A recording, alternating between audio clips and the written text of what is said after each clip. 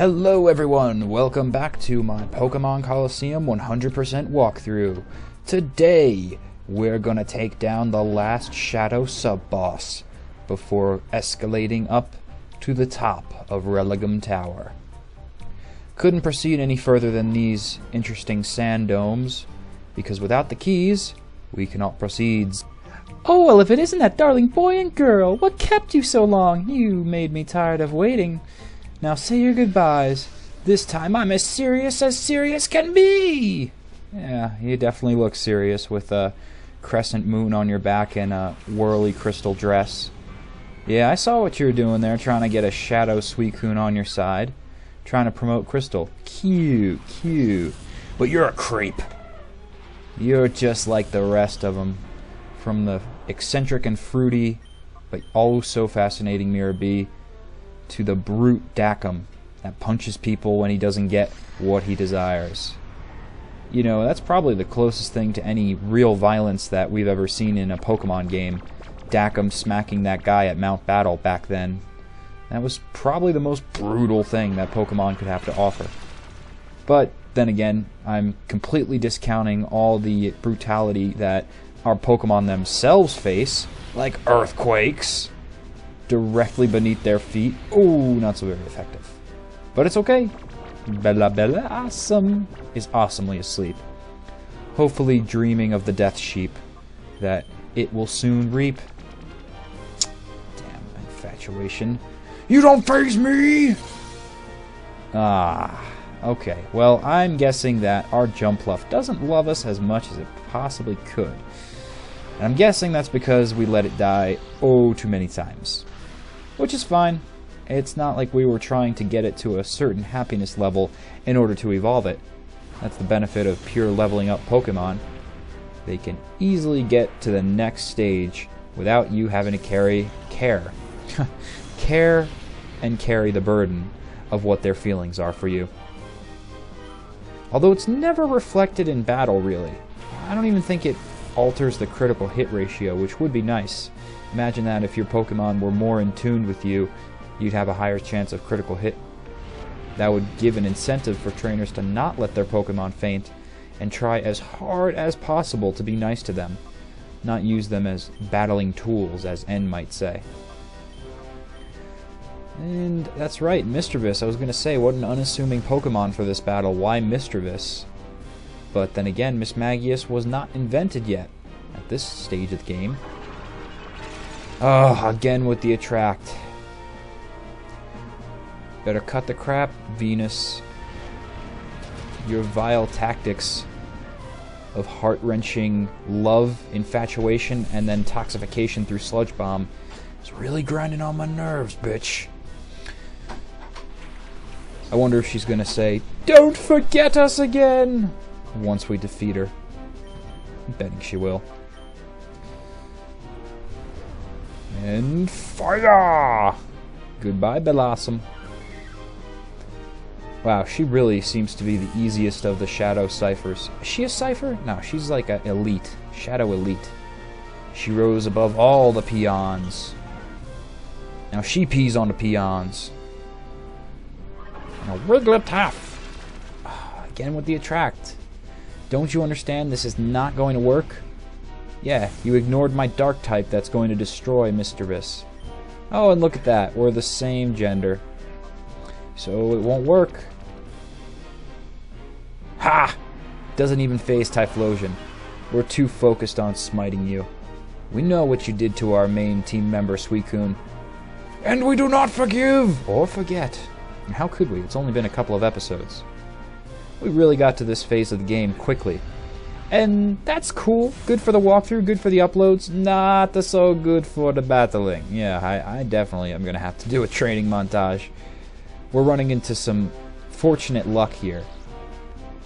But look at the level difference. Typhlosion 38. Herpoke's almost at level 50.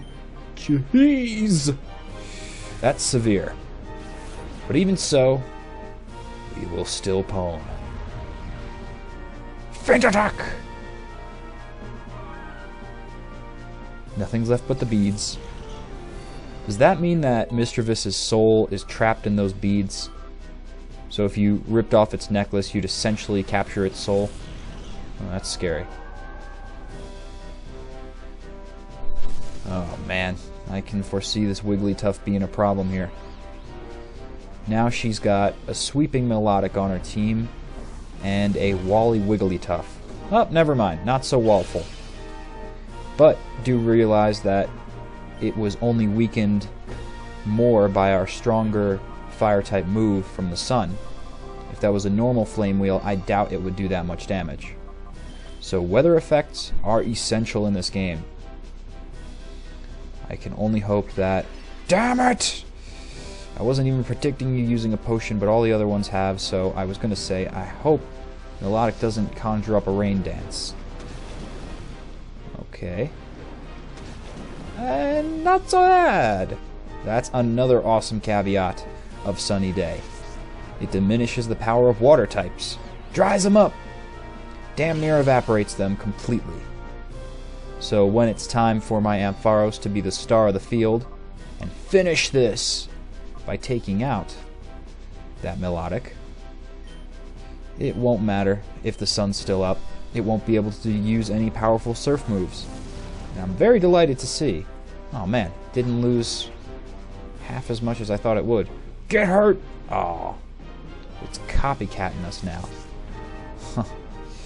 I'm very glad to see she doesn't have Rain Dance on her side. That could be disastrous. Jeez, that body slam is brutal. And another paralyzation. Fuck.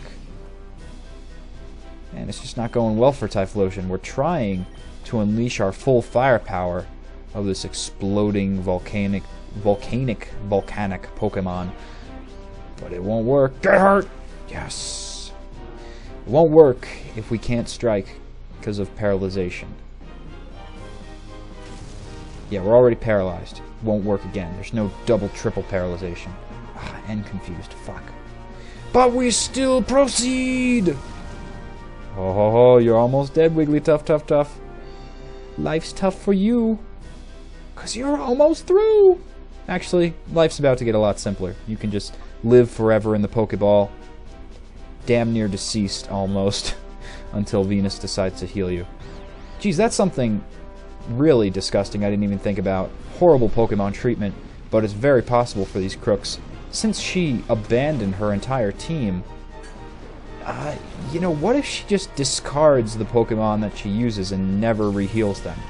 So they're damn near dead in the Pokeball for the rest of eternity. Oh, that's awful. What a horrible thought.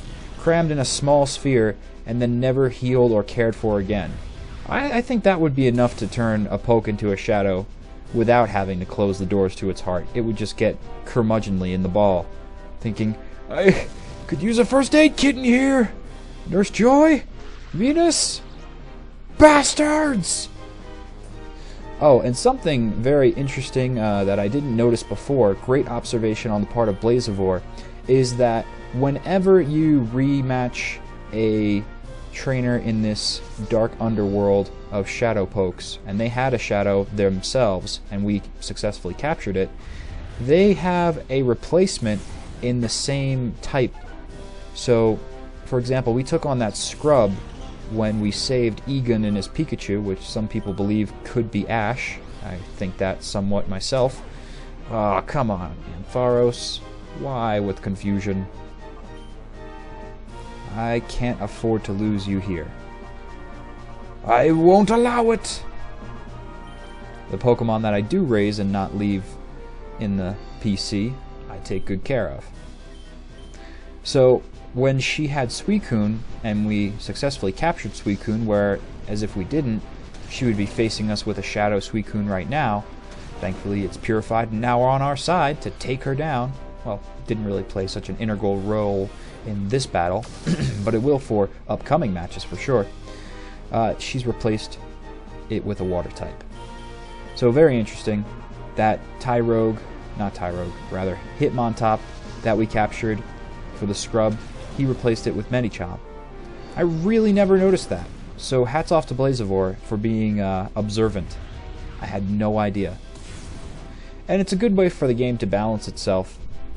Not let you escape the wrath of whatever type that trainer was going to use. Not that she had much of a cohesive plan for this team. That Melodic is hanging on like a motherfucker because she keeps using the disturbing confusion / paralyzation moves. And that's the only thing that's her saving grace.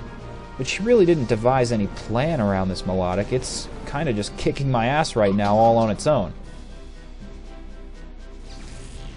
Umbreon, you did well. Thank you for letting me use your turns to heal Ampharos. Now, Amphi, get on with the Thunderbolt! We can win this in one shot, I know it. Yeah, look familiar, bitch? I purified Suicune. It's on my side now. The north wind blows my way. For victory! Epic death animation.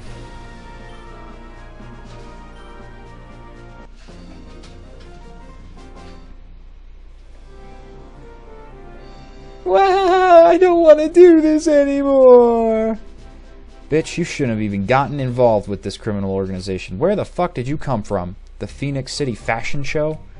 Me lose again? My pride will not stand for it. Here, take this thing away. For that, I want your silence that this battle never happened. Too late. It's already recorded and transmitted across the world. You suck. But we got the blue ID badge. I shall forget that I ever battled with you. Yes, that's what I'll do. She's got memory issues. Doesn't want us to forget her, wants to forget the battle she had with us. Does that mean she quit the organization? I don't think Ein quit, or any of the other members quit, but she certainly seems to have thrown in the towel thoroughly. Okay, well, since we have some extra time on our hands because we defeated her so expertly, what we will do is not go open this big door to scary things that I don't know what could be waiting behind them. She was really the only one that didn't warn us about anything evil, but the rest of the Shadow Lords said that there's something to be feared greatly behind those doors. That my final demise is awaiting me there. I'm excited because it's an awesome Shadow Pokemon, I just know it. But I am curious, what could it be? The ultimate Shadow Poke? What would that be? Probably Mewtwo. Oh my goodness, imagine that. If a shadowy Mewtwo happened. Alright, don't get too excited. That's not what happens. But it's something amazing. I can promise you that. So, if you do recall, last episode before we ended it, we got an email from Egan, which we were actually just talking about him and how we saved his butt in the Agate Forest near the Celebi Shrine. So I'm wondering, maybe he's going to give us something useful, some battling advice. Hopefully not the same advice that he used to fail against that scrub that we were talking about, but hopefully he gives us something good. Maybe a time flute. Wouldn't that be nice? He's like, oh, I forgot. I had this in my top dresser drawer. It was hidden by all my old underwear and socks, but you can use it now.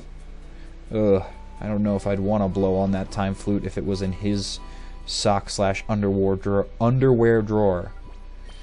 And we're going to need quite a bit of these with my underleveled ass going to the Religum Tower top.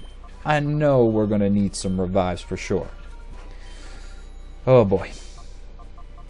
Yeah, that's another thing, is you're going to run out of money quickly if you don't go to the Colosseums. See, I don't mind that Pokemon Colosseum focuses on the Colosseum double battles. That's really cool. That aspect is awesome. But I don't like when a game forces you into what makes it special, what the catch is of that game. If it's an awesome feature, I'll go back to the Colosseums, yes, but don't force me there because you don't put enough experience throughout the land. Ah, gee, DeoGenZ, good to see you. I sent you an email. I'm quite proud of myself for that. We got it, but it was cut off before we got to anything worthwhile, Grandpa. Oh, is that so? That's odd. Well, since you're here, it would be just as well to tell you in person. Yeah, I hope you would. I have a little something I'd like you to have, DeoGenZ. Oh my goodness! It's a Master Ball. Not quite a time flute, but we can utilize this in the final battle with Nazcor, because I'm guessing he's got the ultimate Shadow Pokemon on his side. So, even though we won't be using any sort of time flute to purify a poke immediately... Oh my goodness, I forgot about this. Surprise item. Oh, wow. Shit, I wish I knew this was here earlier. God damn it. Why didn't you guys tell me that? That would have been so much more useful.